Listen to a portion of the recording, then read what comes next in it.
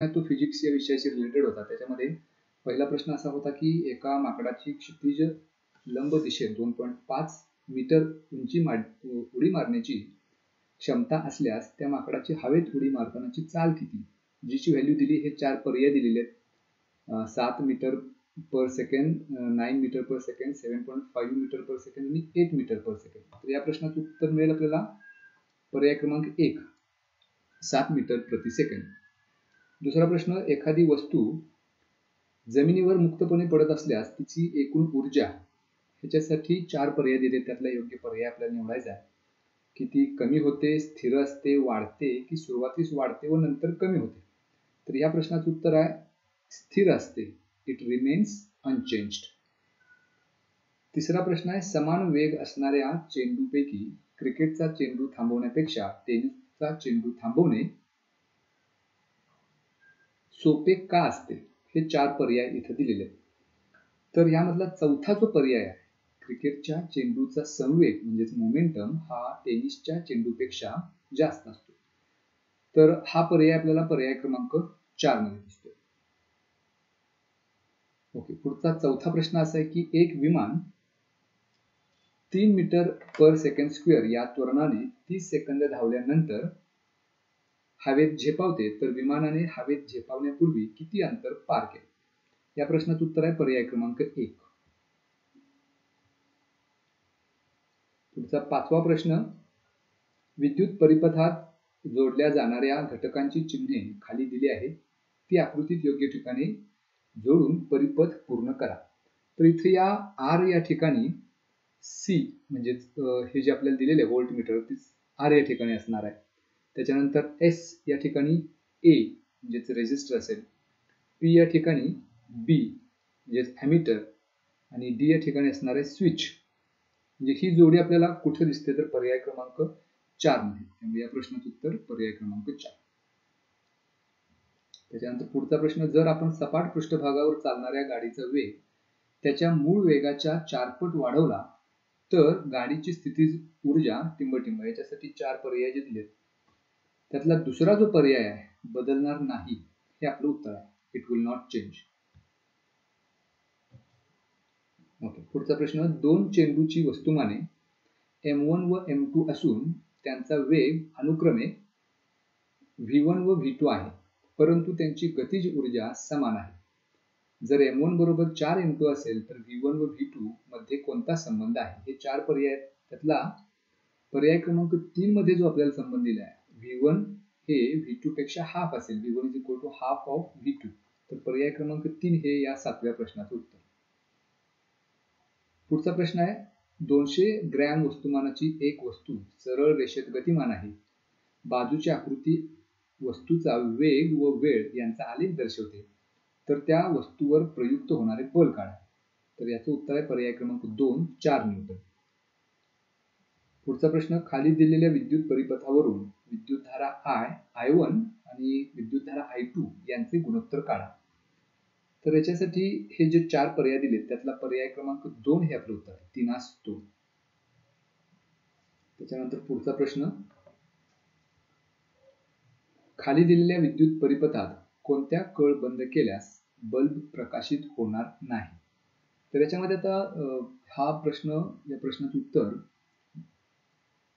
याच्यामध्ये 2 पर्याय दिसतात, म्हणजे कन्फर्म सांगू शकत नाही. पर्याय क्रमांक 1 किंवा पर्याय क्रमांक 4. यातलं कन्फर्म उत्तर आपल्याला सांगता येत नाही. आपल्याला ज्यावेळेला संस्थेची अधिकृत उत्तरपत्रिका येईल त्यावेळेला ते नक्की कळेलच, पण ह्या 2 पैकी एक कुठलं तरी उत्तर असेल. पुढचा प्रश्न 11वा, खालीलपैकी कोणता घटक ENIAC संगणकात वापरला गेला. तर याचा पर्याय क्रमांक 3 व्हॉल्व हा घटक तिथे वापरला गेला. 12वा प्रश्न, गोलीय आरशामध्ये जर आपाती किरण वक्रता मध्यातून जात असेल तर परावर्तित किरण 4 ऑप्शन दिलेत. मुख्य नाभीतून जातो, मुख्य अक्षाला समांतर जातो, त्याच मार्गाने परत जातो की आरशाच्या ध्रुवामधून जातो. या प्रश्नाचं उत्तर आहे पर्याय क्रमांक 3, त्याच मार्गाने परत जातो. Traces the same path back. 13वा प्रश्न, 2 सपाट आरशांमध्ये 10 अंशाचा कोन आहे. जर एक छोटी वस्तू 2 आरशामध्ये ठेवली तर त्या छोट्या वस्तूच्या किती संख्येने प्रतिमा तयार होती? तर या प्रश्नाचं उत्तर आहे पर्याय क्रमांक 4, त्याच्या 35 प्रतिमा तयार होतील. ओके, पुढचा प्रश्न.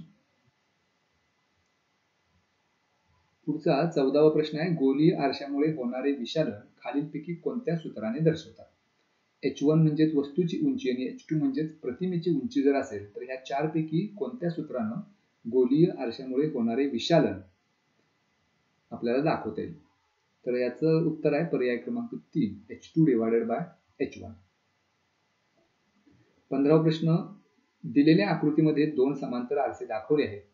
पहिला आपाती किरण व आरशातील कोन 35 अंश असेल तर तिसऱ्या परावर्तित कोनाचे माप किती असेल? तर हा कोन 35 अंश असेल तर हा पहिला आपाती कोन तो 55 अंश असणार आहे.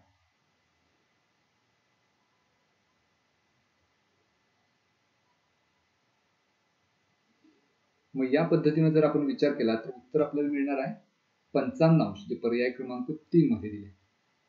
कारण हा 55 अंश असेल तर हा दुसरा जो कोन आहे तो सुद्धा 55 अंशच असणार आहे, परावर्तित कोन, कारण ते दोन्ही एकरूप असणार.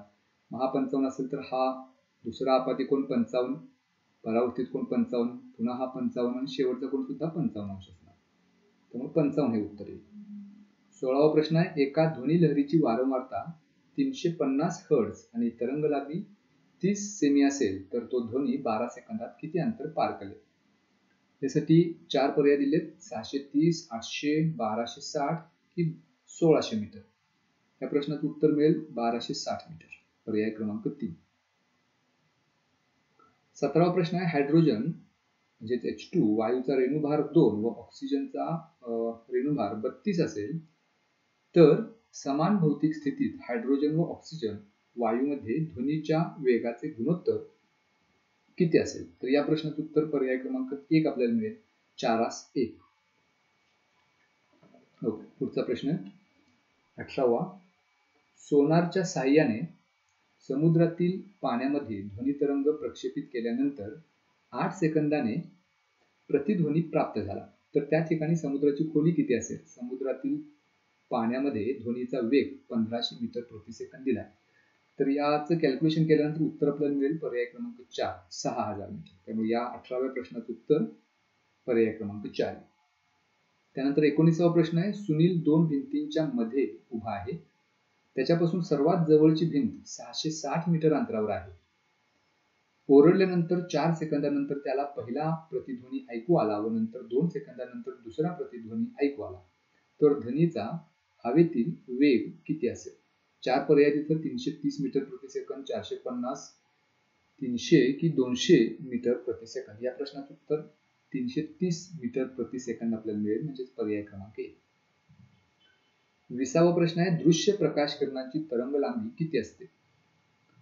हे चार पर्याय आहेत, त्याच्यापैकी पर्याय क्रमांक 2 म्हणजे 400 नॅनोमीटर ते 800 नॅनोमीटर इतकी त्यांची तरंग लांबी असते, म्हणजेच ऑप्शन नंबर 2. 21वा प्रश्न आहे, सोडियम सल्फेट या संयुगाचे रासायनिक सूत्र खालीलपैकी कोणते आहे? हे चार पर्याय दिलेत, त्यातला पर्याय क्रमांक 2 म्हणजेच Na2SO4 हे याचं रासायनिक सूत्र आहे, त्यामुळे ऑप्शन 2 हे या प्रश्नाचं उत्तर. 22वा प्रश्न, लिंबू रसाच्या जलीय द्रावणाचा सामू किती असतो? त्याच्यामध्ये याचा सामू असतो 1, पर्याय क्रमांक 4. 23वा प्रश्न, प्रयोगशाळेत हायड्रोजन व कार्बन मोनॉक्साईड यांच्या मिश्रणातून मिथेन वायू तयार करण्यासाठी कोणता उत्प्रेरक वापरला जातो? ऑक्सिजन, आयर्न, निकेल की नायट्रोजन? याचं उत्तर आहे पर्याय क्रमांक 3, निकेल. 24वा प्रश्न, पाण्याचे विद्युत अपघटन होत असताना ऋणाग्रावर खालीलपैकी कोणती अभिक्रिया होते? म्हणजे कॅथोडवर कोणती अभिक्रिया होते? तर यातला ऑप्शन नंबर 2 हे याचं उत्तर आहे. H2O plus 2 electrons gives H2 gas plus 2 OH negative. 25वा प्रश्न, गटात न बसणारा शब्द ओळखा. तर याच्यामध्ये CH3COOH, HNO3, H2SO4, HCl याच्यापैकी पहिला ऑप्शन हे याचं उत्तर आहे, कारण हा वीक ऍसिड आहे, बाकीचे सगळे स्ट्रॉंग ऍसिड्स आहेत. तर त्या अर्थानं हा जो पहिला शब्द आहे तो या गटात बसत नाही. पुढचा प्रश्न 26वा प्रश्न असा आहे की खालील रासायनिक अभिक्रिया पूर्ण करा. HNO3+ ... gives KNO3+ H2O. आता इथं उजव्या बाजूला के आलेला, याचा अर्थ हा जो काही पर्याय आहे याच्यामध्ये जो कुठलं कॉम्पाऊंड असेल त्याच्यामध्ये के असला पाहिजे. मग तसे दोन ऑप्शन आपल्याकडे आहेत, KBr किंवा KOH. त्यातल्या KOH घ्यावं लागेल कारण BR उजव्या बाजूला आलेलं नाही, त्यामुळे पर्याय क्रमांक 4 हे या प्रश्नाचं उत्तर. पुढचा प्रश्न 27वा खालीलपैकी कोणत्या मूलद्रव्याचं इलेक्ट्रॉन स्वरूपन 283 आहे? तर ते ॲल्युमिनियम, ऑप्शन नंबर 3. 28वा प्रश्न आहे, योग्य जोड्या जुळवा. ग्रॅफाइट, डायमंड, फ्युलिरिन, कोक. आणि उजव्या बाजूला आपल्याला दिलेलं काच कापण्याचे उपकरण, वॉटर गॅस निर्मिती, आर्क लॅम्प आणि जल शुद्धीकरण. आता याच्यानंतर योग्य जोड्या असणारे पुन्हा 4 खाली पर्याय दिलेत. पहिल्यांदा योग्य जोड्या जर आपल्याला जोडायच्या असतील तर डायमंड म्हणजेच हिरा काच कापण्यासाठी जे उपकरण असतं त्याच्यामध्ये वापरला जातो. कोक जो आहे तो प्रोडक्शन ऑफ वॉटर गॅस याच्यासाठी वापरला जातो.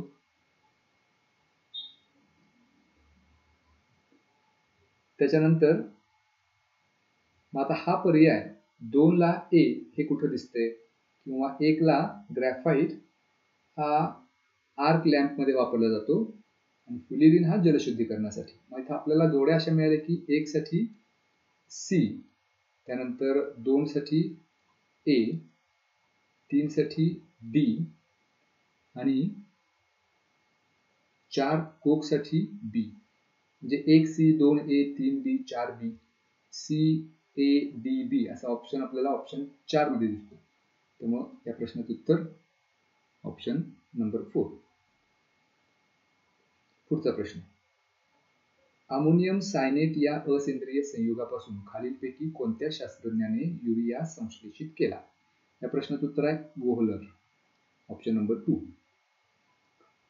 पुढचा प्रश्न अग्निशामक यंत्रामध्ये कोणते आम्ल वापरले जाते? हे 4 पर्याय दिलेत, त्यातला H2SO4 हा पर्याय बरोबर आहे. पुढचा आहे मर्क्युरस या मूलकावरील प्रभार किती असतो? 4, 3, 2 की 1? या प्रश्नाचं उत्तर आहे पर्याय क्रमांक 3, 2. 32वा प्रश्न आहे धातूंच्या कार्बोनेट आणि बायकार्बोनेट क्षारांवरील आम्लांच्या अभिक्रियेने कोणता वायू तयार होतो? NO2, CO, CO2 की CH4? तर या प्रश्नाचं उत्तर आहे पर्याय क्रमांक 3, CO2. 33वा प्रश्न आहे खालीलपैकी कोणते विधान बरोबर आहे? 1 किंवा 2 किंवा त्यापेक्षा जास्त विधानं बरोबर आहेत असा प्रश्न आहे. आता पहिलं विधान आपल्याला असं दिले की किरणोत्सारी मूलद्रव्यांचे अणुकेंद्रक स्थिर असते. त्याच्यानंतर दुसरा आहे किरणोत्सारी मूलद्रव्यांचे अणुकेंद्रक अस्थिर असते. आणि तिसरा किरणोत्सारी मूलद्रव्यांपासून फक्त अल्फा किरणे बाहेर पडतात. तर याच्यामधलं एकच फक्त विधान बरोबर आहे, ते म्हणजे ऑप्शन दुसरं विधान. आता दुसरं विधान बरोबर असणारा ऑप्शन कुठे दिसतोय आपल्याला? तर पर्याय क्रमांक 2 मध्ये दिसते, फक्त 2, ओनली 2 हे ऑप्शन नंबर 2 मध्ये आपल्याला दिले, त्यामुळं हे या प्रश्नाचं उत्तर ऑप्शन नंबर 2. ओके, पुढचा प्रश्न दगडी कोळशाच्या लिग्नाइट या प्रकारात कार्बनचे प्रमाण किती असते? तर 60 ते 70% असतं, म्हणजे ऑप्शन नंबर 1. पुढचा प्रश्न स्वयंपाकाच्या भांड्यांवर खालीलपैकी कोणत्या रसायनाचा मुलामा दिला जातो? हे 4 पर्याय दिलेत, त्यातला पर्याय क्रमांक 3 हे आपलं बरोबर उत्तर आहे, पॉलीटेट्रा फ्लोरोइथिलीन. 36वा प्रश्न आहे प्रयोगशाळेतील काही उपकरणे या मृत्तिकेपासून बनवले जातात. तर याचं उत्तर आहे पर्याय क्रमांक 3, पोर्सिलिन. पुढचा प्रश्न जे आम्लारी पाण्यात मोठ्या प्रमाणात विद्राव्य असतात त्यांना टिंबटिंब म्हणतात. तीव्र आम्ल, अल्क, सौम्य आम्लारी की क्षार? तर याचं उत्तर पर्याय क्रमांक 1, तीव्र आम्ल म्हणजेच स्ट्रॉंग ऍसिड. पुढचा प्रश्न जलशुद्धीकरण केंद्रात पिण्याच्या पाण्याचे निर्जंतुकीकरण करण्यासाठी वापरल्या जाणाऱ्या कॅल्शियमच्या क्षारांचे रेणुसत्र खालीलपैकी कोणते? मग याच्यासाठी पर्याय जो आहे तो पर्याय क्रमांक 4, CaOCl2 हे या प्रश्नाचे उत्तर आहे. म्हणजे त्याच्यासाठी वापरल्या जाणाऱ्या कॅल्शियम सॉल्ट याचं जे रेणुसूत्र आहे ते CaOCl2. 39वा प्रश्न आहे, पॉलिसायथेमिया या रोगाच्या उपचारासाठी खालीलपैकी कोणत्या किरणोत्सारी समस्थानिकाचा उपयोग केला जातो? हे 4 पर्याय दिलेत: क्रिप्टॉन 85, फॉस्फरस 32, रेडियम 223, बोरॉन 10. तर या प्रश्नाचं उत्तर आहे ऑप्शन नंबर 2, फॉस्फरस 32. पुढचा प्रश्न, तुरटीच्या टिंबटिंब या गुणधर्मामुळे गढूळ पाण्यातील गाळ एकत्र होऊन खाली बसतो. तर याचं उत्तर आहे कोॲग्युलेशन म्हणजेच प्रथन. 41वा प्रश्न आहे, वनस्पतींसाठी टिंबटिंब हा अकार्बनी पदार्थांचा सर्वात जवळचा व समृद्ध असा स्रोत आहे. हवा, पाणी, जमीन की सूर्यप्रकाश? तर याचं उत्तर आहे जमीन, सॉइल. पुढचा प्रश्न, शरीरातील पेशींच्या सभोवताली ज्या निरनिराळ्या संयोजी ऊती आढळतात त्या ऊतींमध्ये निरनिराळ्या रोगांच्या संक्रमणापासून शरीराचे संरक्षण करणाऱ्या संयोजी ऊती कोणत्या आहेत? विरल ऊती, कास्थी ऊती, लसिका की चरबीयुक्त ऊती? या प्रश्नाचं उत्तर आहे ऑप्शन नंबर 1, एरोलर टिश्यूज म्हणजेच विरल ऊती. पुढचा प्रश्न आहे, मानवाच्या बाबतीत खालीलपैकी कोणत्या विकृतीमध्ये ट्रायसोमी 21व्या गुणसूत्राच्या जोडीबरोबर एक अधिकचे गुणसूत्र असते? हे 4 पर्याय दिलेत, त्यातला दुसरा पर्याय डाऊन सिंड्रोम हे या प्रश्नाचं उत्तर. पुढचा प्रश्न, वनस्पतींमध्ये टिंबटिंब क्रियेद्वारे वायुरूप पदार्थ बाहेर टाकले जातात. बाष्पोत्सर्जन, स्थानांतरण, उत्सर्जन की विसरण? या प्रश्नाचं उत्तर आहे पर्याय क्रमांक 4, विसरण. 45वा प्रश्न आहे, खालीलपैकी कोणत्या शास्त्रज्ञाने आनुवंशिकतेचे वेगवेगळे सिद्धांत जगासमोर मांडले? उत्तर आहे Gregor Johannes Mendel, option number 2. यानंतरचा प्रश्न, मानवी शरीरामध्ये एकूण किती अलिंगी गुणसूत्राच्या जोड्या आढळतात किंवा असतात? या प्रश्नाचं उत्तर आहे पर्याय क्रमांक 4, 22. पुढचा प्रश्न, मानवी वृक्क रोज साधारणपणे किती लिटर रक्त गाळतात? याचं उत्तर आहे 190 लिटर, ऑप्शन नंबर 2. पुढचा प्रश्न, श्वसन मार्गाच्या आतील बाजूस कोणत्या प्रकारच्या अभिस्तर ऊती आढळतात? घनाभरूप अभिस्तर, स्तंभीय अभिस्तर, रोमक अभिस्तर की सरळ पट्टकी अभिस्तर? या प्रश्नाचं उत्तर आहे पर्याय क्रमांक 3, रोमक अभिस्तर, सिलिएटेड इपिथेलियम. पुढचा प्रश्न 49वा, पेशी अंतर्गत प्रथिन संश्लेषणासाठी आवश्यक अशा माहितीचा साठा टिंबटिंब मध्ये असतो. हे 4 पर्याय दिलेत, पेशी केंद्रक, DNA की रायबोझोम? तर याचं उत्तर आहे पर्याय क्रमांक 3, DNA. 50वा प्रश्न आहे, मानवी शरीरामध्ये स्वादुपिंडामध्ये रक्तातील वाढीव साखरेचे ग्लायकोजन मध्ये रूपांतर करण्यास कोणते संप्रेरक उत्तेजित करते?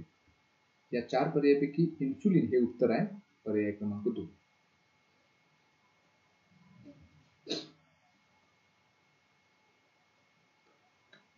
पुढचा 51वा प्रश्न आहे, पेशी भित्तिका युक्त दृश्य केंद्रकी पेशी असणाऱ्या स्वयंपोषी सजीवांच्या समूहाला टिंबटिंब म्हणून ओळखले जाते. या 4 पर्यायापैकी स्वयंपोषी म्हणजे वनस्पती, प्लांटिंग हे या प्रश्नाचं उत्तर. पुढचा प्रश्न आहे, किण्व व पुरुषांचा समावेश टिंबटिंब या गटात होतो. थॅलोफायटा, ब्रायोफायटा, टेरिडोफायटा की अनावृत्त बीजी? या प्रश्नाचं उत्तर आहे पर्याय क्रमांक 1, थॅलोफायटा. पुढचा प्रश्न, ब्रायोफायटा गटातील वनस्पतींना वनस्पती सृष्टीचे उभयचर म्हटले जाते कारण? हे 4 पर्याय दिलेत, या वनस्पती निम्नस्तरीय व बहुपेशीय असतात, या वनस्पती स्वयंपोषी असतात, प्रजननासाठी त्यांना पाण्याची गरज असते, या वनस्पतींना खरी मुळे, खोड, पाने नसतात. तर हे 4 पर्याय, त्याच्यापैकी पर्याय क्रमांक 3 हे या प्रश्नाचं उत्तर आहे, प्रजननासाठी त्यांना पाण्याची गरज असते.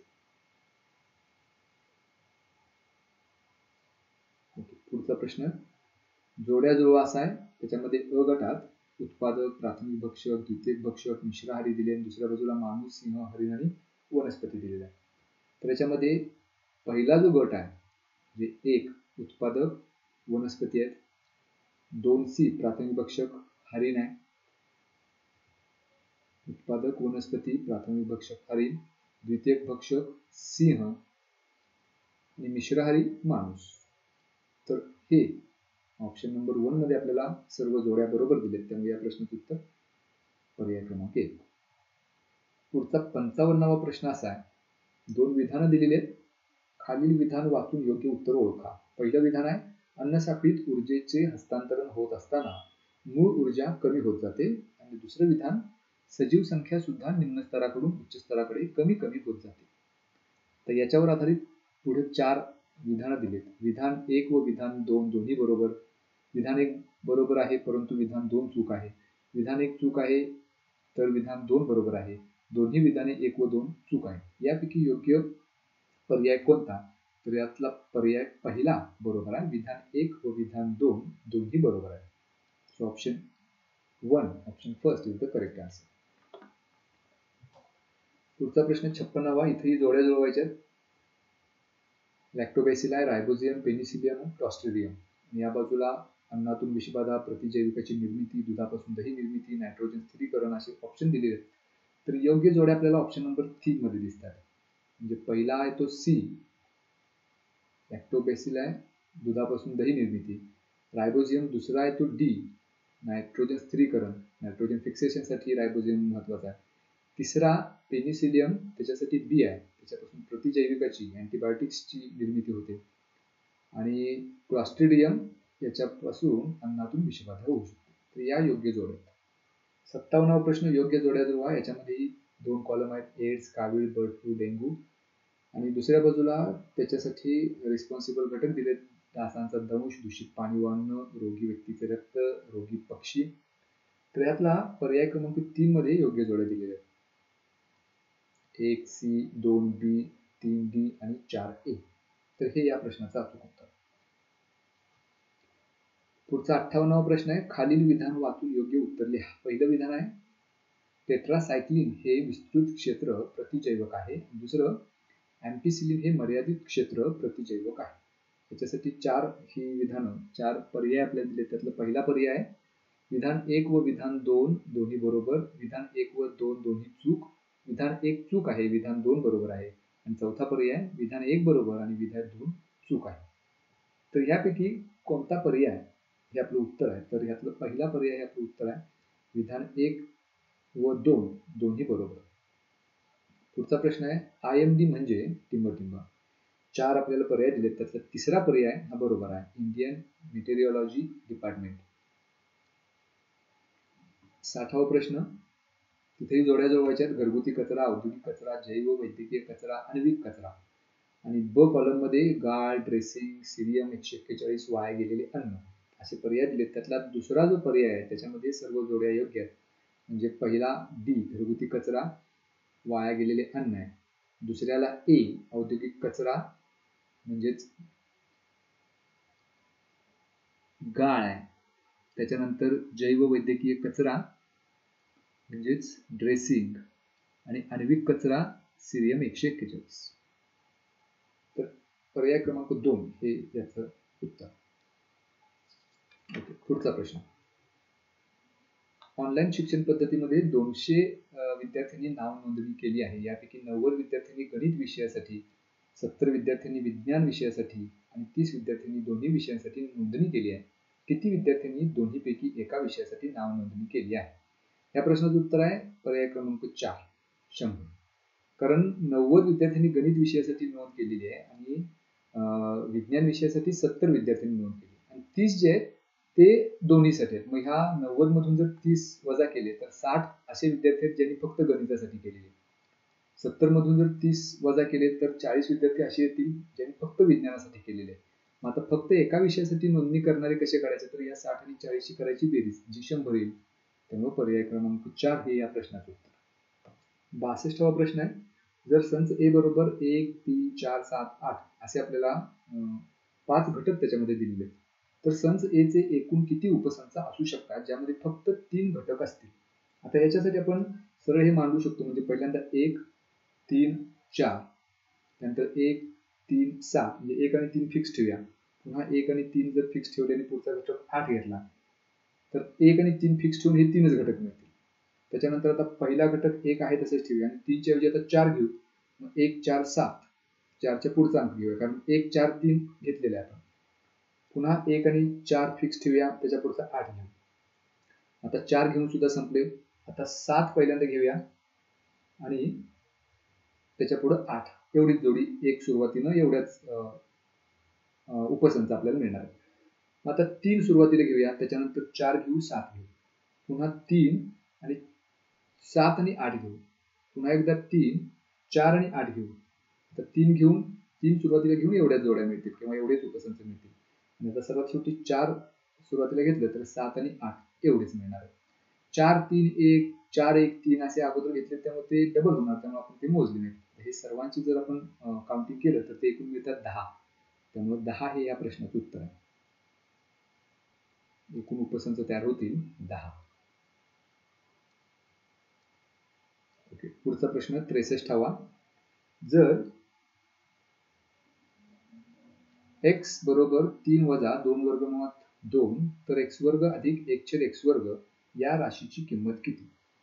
तर याचं उत्तर मिळेल आपल्याला 34, पर्याय क्रमांक 1. म्हणजे इथं आपण x अधिक 1/x कंसाचा वर्ग याचं विस्तार सूत्र वापरून या प्रश्नाचं उत्तर मिळवू शकतो. पुढचा प्रश्न बघू. 3x वर्ग अधिक x वजा 4 गुणिले 2x वजा 5 बरोबर किती? हे 4 पर्याय दिले.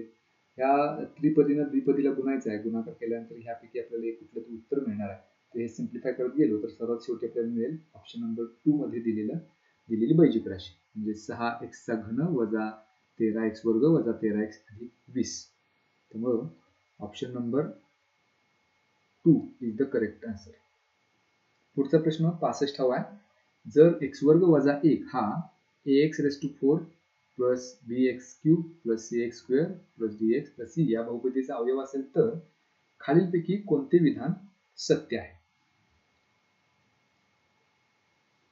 आता इथं माझ्या माहितीप्रमाणे किंवा माझ्या लॉजिकनुसार मला 2 उत्तर मिळतात. इथं असं होतंय की समजा x वर्ग वजा 1 हा याचा अवयव आहे, म्हणजे x वर्ग वजा 1 बरोबर आपण 0 ठेवू शकतो, म्हणजे x वर्गची किंमत 1 मिळणार. x वर्गची किंमत ज्यावेळेला 1 असते त्यावेळेला x ची किंमत अधिक वजा 1 असू शकते, म्हणजे x ची किंमत 1 सुद्धा असेल किंवा x ची किंमत वजा 1 सुद्धा असेल. जर x ची किंमत 1 घेतली आणि ती ह्यामध्ये आपण ठेवत गेलो तर ते बरोबर 0 असलं पाहिजे, कारण हा याचा अवयव असेल तर x च्या ठिकाणी 1 किंमत ठेवल्यानंतर जे काय मिळेल त्याची किंमत 0 मिळणार. मग त्या केसमध्ये आपल्याला पर्याय क्रमांक 4 मिळतं उत्तर. आणि जर वजा 1 किंमत ठेवली तर त्या केसमध्ये आपल्याला a अधिक b अधिक e बरोबर c अधिक d मिळणार, पर्याय क्रमांक 1. कारण a ची किंमत a कंसात x चा चौथा घात आहे, म्हणजे ती ऋण किंमत जरी असली तर त्याचं रूपांतर धन मध्ये होणार आहे. पण घन मध्ये मात्र तसं होणार नाही. तिथं ऋण किंमत असेल तर त्याची किंमत वजा मिळेल. त्यामुळे b आणि d हे ऋण चिन्ह जर आपण दुसऱ्या बाजूला घेतले ओके ओके ओके तर b अधिक d मिळणार, पण b अधिक d हा पर्यायच नाही, त्यामुळे त्याचं उत्तर पर्याय क्रमांक 4. इथं जर b अधिक d असं उजव्या बाजूला असतं तर आपल्याला आपण थोडंसं कन्फ्युज झालो असतो, पण आपल्याला एकच पर्याय जो आपल्याला परफेक्ट मिळणार आहे तो इथं पर्याय क्रमांक 4 मध्ये दिसतोय. त्यामुळे हे या प्रश्नाचं उत्तर. पुढचा प्रश्न 5 संख्या पारंपरिक प्रमाणात असून पहिले पद 10 व शेवटचे पद 160 आहे, तर त्यामधील तिसरी संख्या कोणती? हे सोडवल्यानंतर उत्तर आपल्याला मिळेल 40, कारण त्या संख्या 10 20 40 अशा मिळतील. 10 20 40 80 आणि 160. यातली पहिली संख्या 10 आहे, शेवटची संख्या 160 आहे.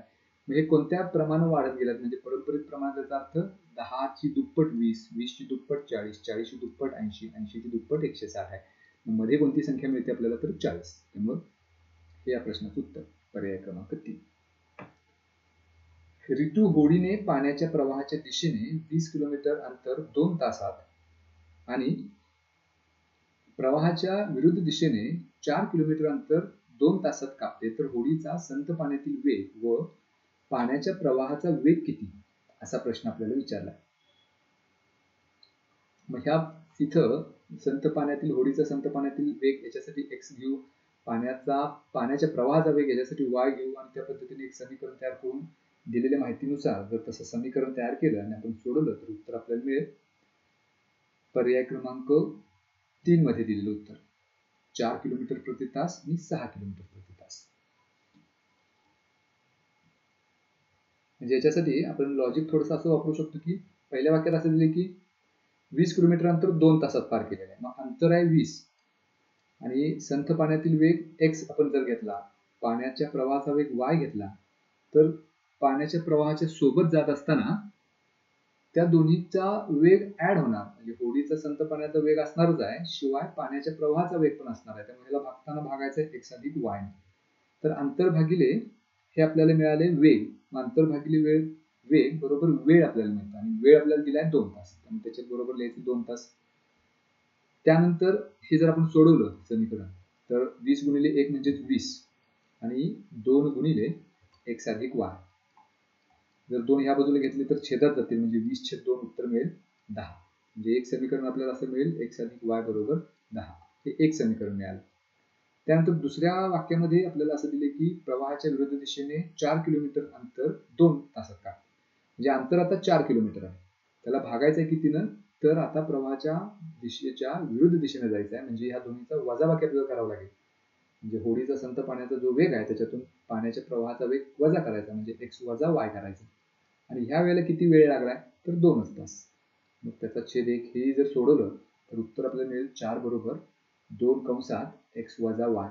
2 पुन्हा एकदा या बाजूला घेतले तर छेदात जातील. 4/2 म्हणजे 2 मिळेल. म्हणजे दुसरं इक्वेशन आपल्याला असं मिळेल x वजा y बरोबर 2. तर ही दोन सायमल्टेनियस इक्वेशन जर आपण सोडवली, पहिलं इक्वेशन x अधिक y बरोबर 10 आणि दुसरं इक्वेशन x वजा y बरोबर 2, तर अधिक y ला वजा y निघून जाईल. उत्तर मिळेल x अधिक x म्हणजे 2x आणि 10 अधिक 2 म्हणजे 12. म्हणजेच x ची किंमत आपल्याला मिळेल 2 जर आपण उजव्या बाजूला घेतले तर 12/2 म्हणजे 6. हे काय मिळेल आपल्याला? तर होडीचा संथ पाण्यातील वेग 6 किलोमीटर. 6 किलोमीटर पहिला ऑप्शन आहे. म्हणजे पहिलं उत्तर आपलं 6 किलोमीटर आहे. असा एकच पर्याय दिसतोय. तेव्हा पुढे कॅल्क्युलेशन न करता सुद्धा आपण सांगू शकतो की पर्याय क्रमांक 3 हेच या प्रश्नाचं उत्तर. तर ह्या पद्धतीने या लॉजिकने आपण समीकरणाचा उपयोग करून आपण हे उत्तर मिळवू शकतो. याच्यानंतर आपण आरटीएस घेऊया. हा पहिल्यांदा आपण पूर्ण करू, त्याच्यानंतर मग आरटीएस ची उत्तरपत्रिका पाहू. 68वा प्रश्न आहे.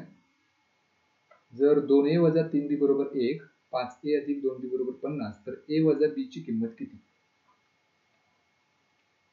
आता ही दोन समीकरणं दिलीत आपल्याला. समीकरण फक्त सोडवायचे.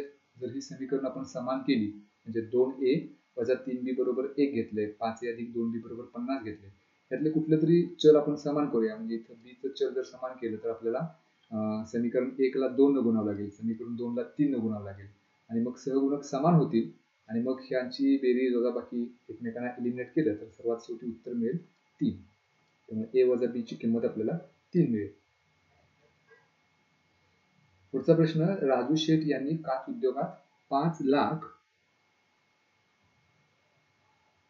रुपयांची गुंतवणूक केली. 2 वर्षाखेरीस त्यांना त्या व्यवसायातून 6,05,000 रुपये मिळाले.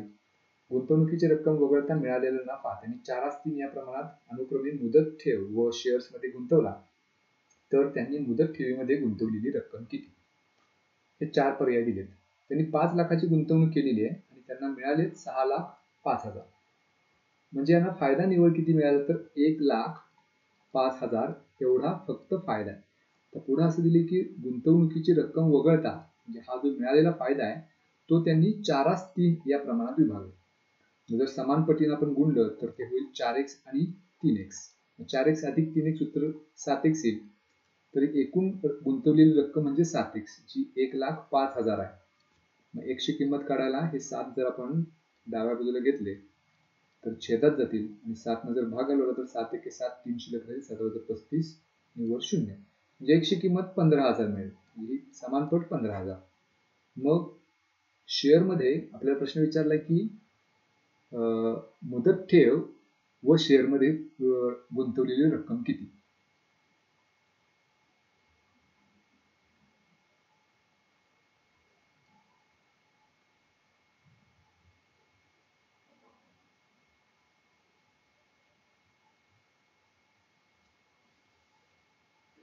मग इथं प्रश्न असा आहे की या प्रमाणात अनुक्रमे मुदत ठेव व शेअर्स मध्ये गुंतवली तर मुदत ठेवीमध्ये किती रक्कम गुंतवली.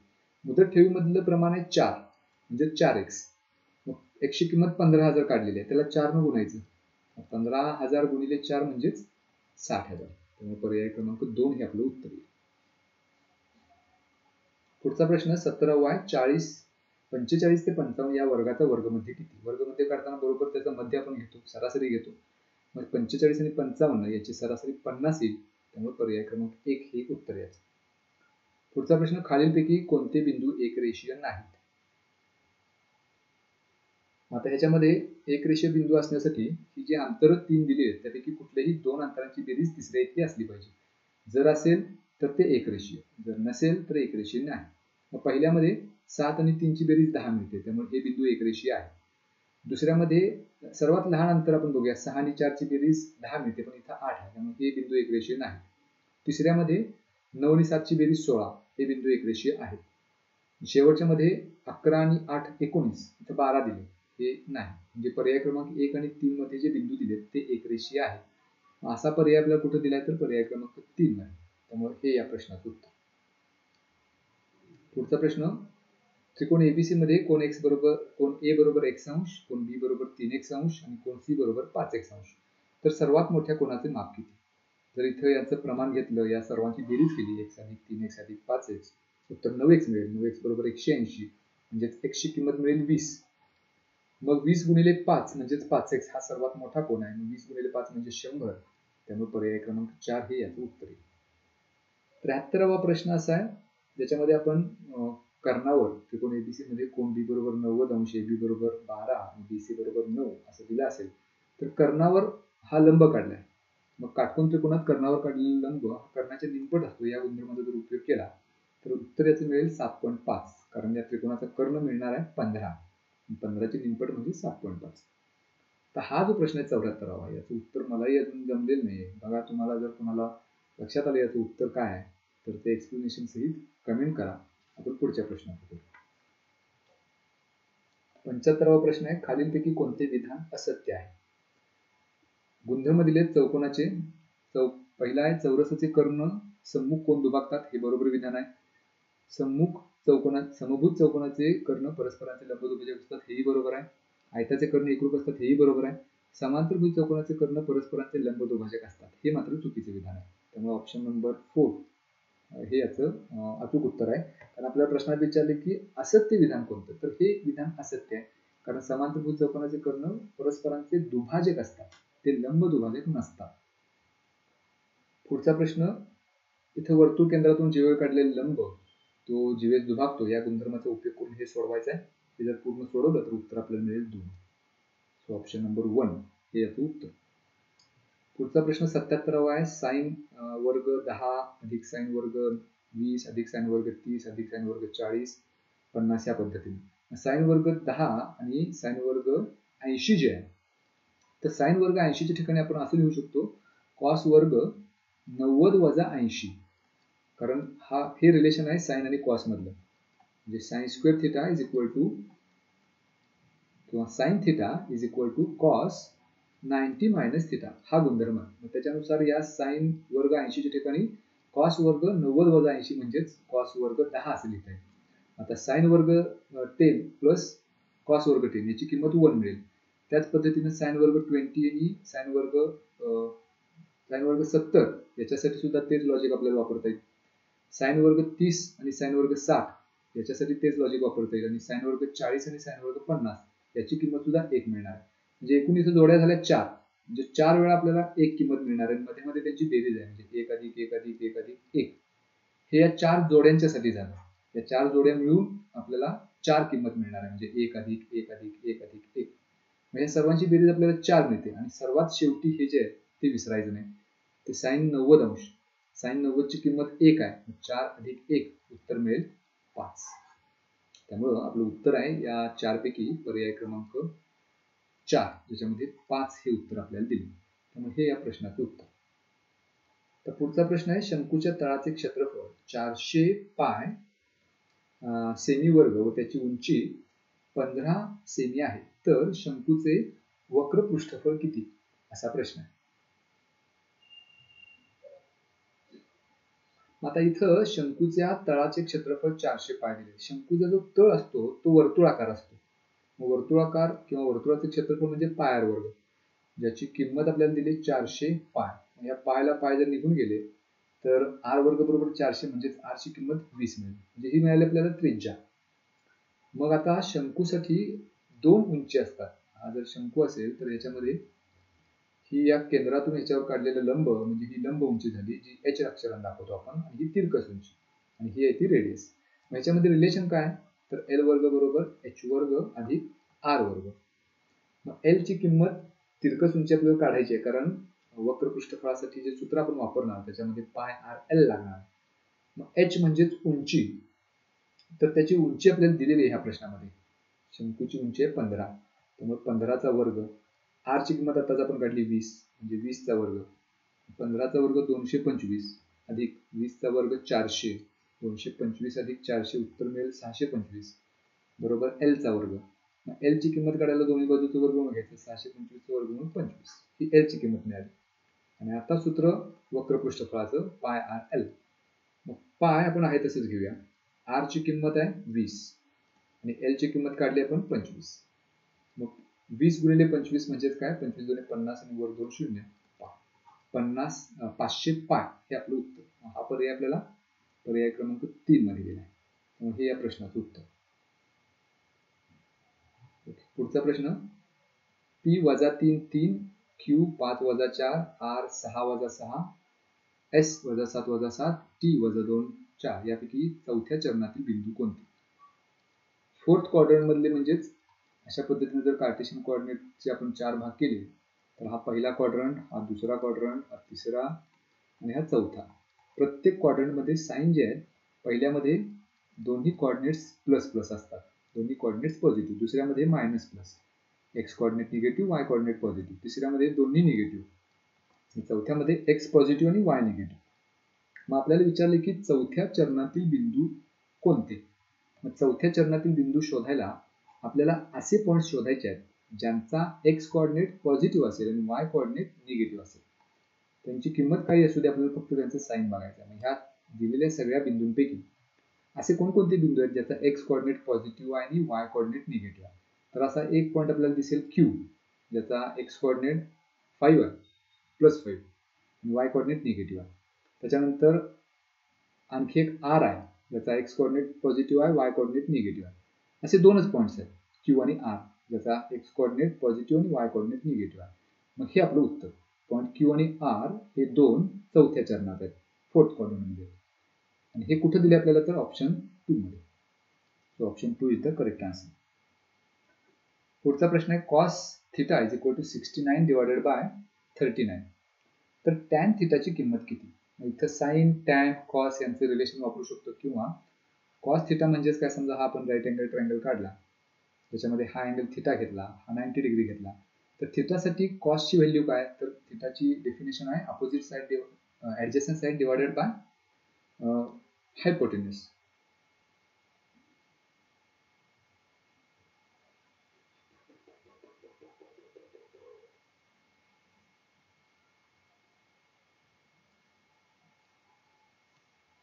त्या लॉजिकने जर आपण विचार केला तर या θ साठी ऍडजसंट साइड 36 येईल आणि हायपोटेन्यूज 39 येईल. मग आता ही अपोजिट साइड जर काढायची असेल तर 39 च्या स्क्वेअर मधून 36 चा स्क्वेअर वजा करायचा. 39 स्क्वेअर म्हणजे किती, 1521 मायनस 36 चा स्क्वेअर 1296. ही जर वजाबाकी आपण केली तर उत्तर मिळेल 225. म्हणजे x ची किंमत, याचा अपोजिट साइड याची मिळणार आहे 15. आपल्याला विचारले tan θ ची व्हॅल्यू. मग आपल्या tan θ च्या व्हॅल्यूनुसार tan ची डेफिनेशन आहे आपली opposite side divided by adjacent side. आता अपोजिट साइड θ ची कोणती झाली तर 15 divided by adjacent side 36. So 15 by 36 हे आपलं उत्तर, जे आपल्याला पर्याय क्रमांक 1 मध्ये दिलेलं आहे. 15 divided bye 36 is the correct alternative. आता इथं दुसरा पर्याय 36 डिवायडेड बाय 15 आहे, पण तो रेशो जो आहे तो कॉट साठी आहे, आपल्याला टॅन विचारले, त्यामुळे हे या प्रश्नाचं उत्तर आहे.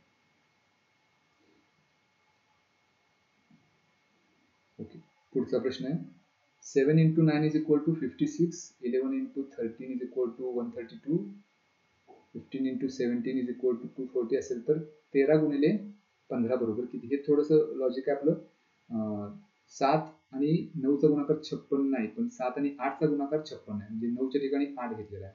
11 आणि 13चा नाही तर 11 आणि 12चा गुणाकार 132 आहे, म्हणजे दुसरी जी संख्या ती 1 कमी केली, म्हणजे 13 आणि 14चा गुणाकार 182 येईल.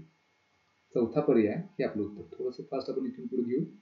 82 दिलेल्या संख्येतील सहसंबंध ओळखून प्रश्नचिन्हाच्या जागी येणारी संख्या कोणती?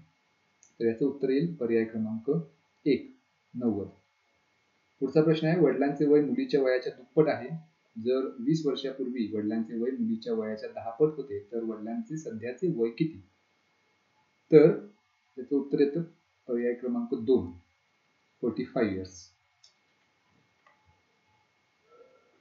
ओके. पुढचा प्रश्न 84वा 2019 मध्ये प्रजासत्ताक दिन शनिवारी होता, तर त्याच्या पुढच्या वर्षी स्वातंत्र्य दिन कोणत्या वारी असेल? रविवार, सोमवार, शनिवार की शुक्रवार? उत्तर येतं पर्याय क्रमांक 3, शनिवार. पुढीलपैकी कोणती वेणाकृती स्त्रिया, आई, पालक यामधला संबंध दाखवतो? तर पर्याय क्रमांक 3 मध्ये. त्याच्यानंतर खालील संख्यांच्या मांडणीच्या नियमाच्या आधारे प्रश्नचिन्हाच्या जागी संख्या येईल 731. पुढचा प्रश्न 7:40 झाली असणार घड्याळाच्या तास काट्यात व मिनिट काट्यात किती अंशाचा कोन होईल? त्याच्यासाठी एक सोपी ट्रिक आहे, त्या सूत्राचा उपयोग करून आपण या प्रश्नाचं उत्तर मिळवू शकतो, जे येतं उत्तर पर्याय क्रमांक 4 म्हणजे 10 अंश. जर एका सांकेतिक भाषेत मनीष हा शब्द HDILNK असा लिहितात, तर त्याच सांकेतिक भाषेत हर्षू हा शब्द कसा लिहिला जाईल? या प्रश्नाचं उत्तर येतं पर्याय क्रमांक 4, CDMVCX. पुढचा प्रश्न एक व्यक्ती त्याचा प्रवासातील अर्धे अंतर 40 किलोमीटर प्रति तास वेगाने आणि उरलेले अंतर 60 किलोमीटर प्रति तास वेगाने पूर्ण करतो, तर त्याचा सरासरी वेग किती? सरासरी यावर आधारित आहे, उत्तर येईल 48 किलोमीटर प्रति तास. जर ए आणि बी मिळून एक काम 18 दिवसात पूर्ण करतात, तेच काम ए आणि सी मिळून 12 दिवसात व बी व सी मिळून 9 दिवसात पूर्ण करतात, तर बी ला एकट्याला ते काम पूर्ण करण्यासाठी किती दिवस लागतात? या प्रश्नाचं उत्तर मिळवायचं. याच्यासाठी ए आणि बी मिळून एक काम 18 दिवसात पूर्ण करतात, तर त्यांचं दोघांचे मिळून एका दिवसाचं काम 1/18 असेल. तर ह्या लॉजिकनं या प्रश्नाचं उत्तर आपण मिळवू शकतो. अल्टिमेटली उत्तर येईल 24 दिवस, पर्याय क्रमांक 3.